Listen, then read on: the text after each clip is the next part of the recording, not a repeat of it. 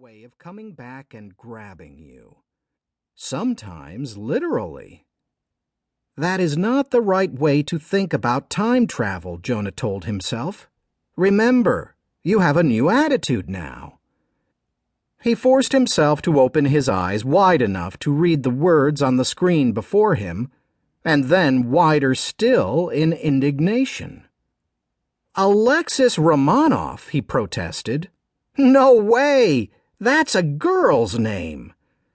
Katherine reached over Jonah's shoulder and clicked on a link for the name. No, it's a guy, she corrected. It's Russian, remember? Sometimes he's listed as Alexis, sometimes Alexei. Same kid, just different translations. Definitely a boy. See? Phrases jumped out at Jonah from the screenful of information she'd called up. Heir to the throne of the Russian Empire. World War I. Russian Revolution.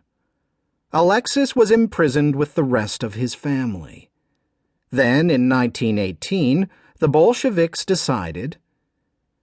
Jonah didn't know much about Russian history, or anything about it, actually, but he was pretty sure that things hadn't gone well for this Alexis, or Alexei Romanov, back in 1918. Well, duh, Jonah told himself. Kids don't vanish from history because everything's going great. All of us were in some kind of danger. For most of his life, Jonah had believed what his parents believed, that he was a perfectly ordinary kid in a perfectly ordinary family, growing up in a perfectly ordinary Ohio suburb. He was adopted and his sister wasn't. That was the only detail about him that had ever seemed the least bit unusual. And Jonah's attitude toward that little fact had always been, well, so what? Who cares?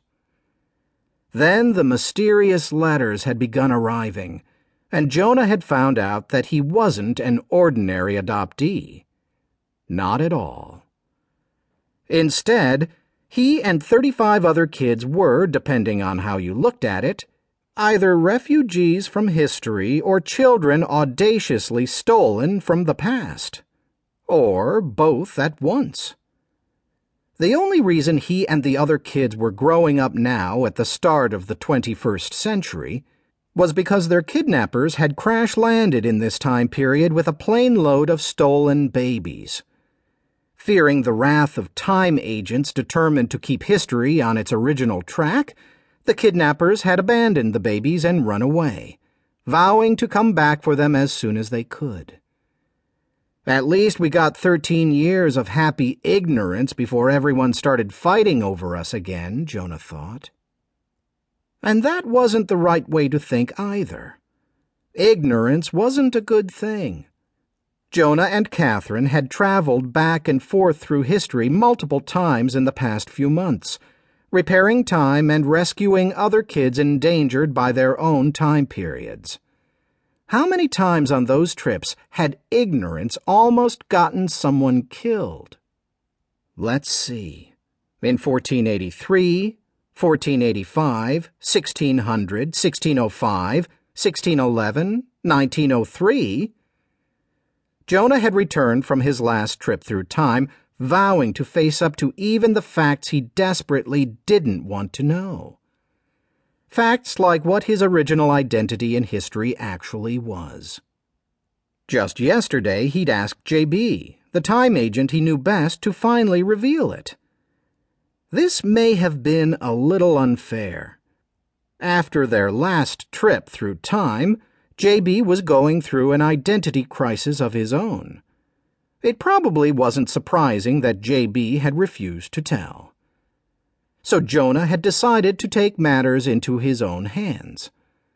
Because you never know, Jonah told himself. You never know when I might be zapped back in time, when I might have to deal with whatever historical mess this Alexis or Alexei Romanov, or whoever I really am, had to deal with. I refuse to take another time travel trip blind. He made himself focus on the words on the screen.